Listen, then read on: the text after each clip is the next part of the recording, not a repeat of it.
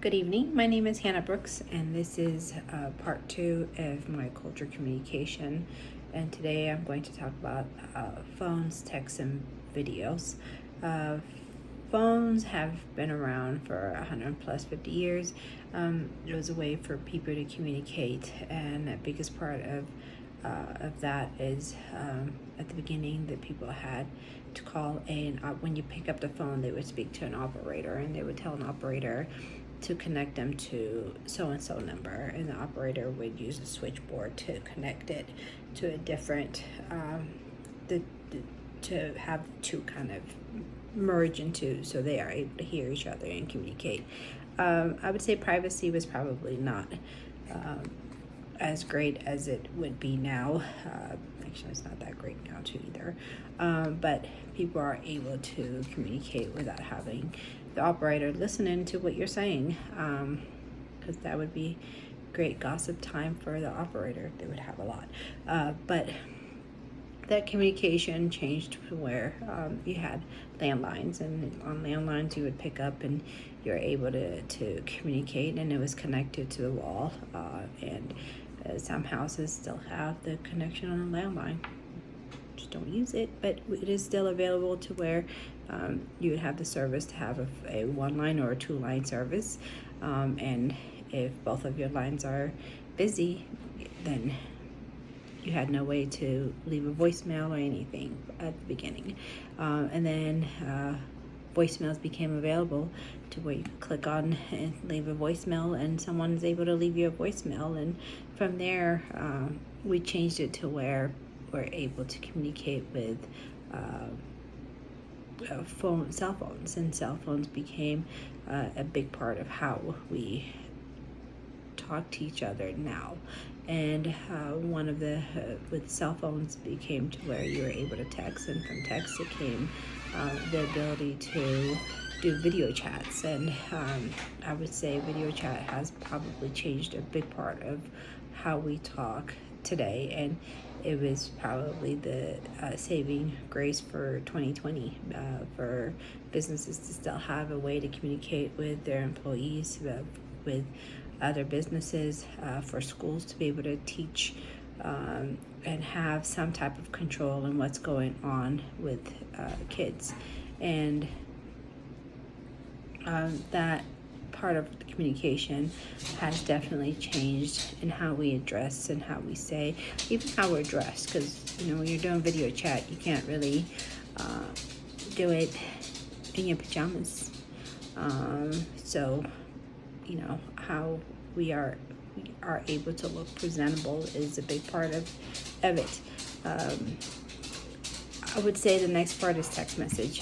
Text message has been around for a while, and it's now the only way teenagers, especially my teenagers, like to talk to you. And even the pattern of communication has changed, because used to, when I had a phone in 15, 20 years ago, you used to have to do key texting, where if you're trying to spell cat, you had to do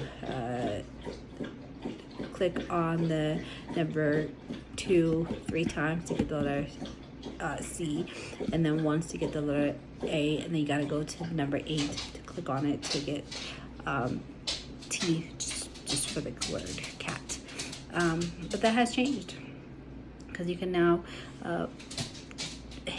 use the word "Hey Siri, tell my sister I have a funny cat video," and Siri is able to send that text message without you having to touch one keypad. Another part of communication that has changed is also the lingo and how we communicate. I know a few, the rest I had to Google because I don't know them.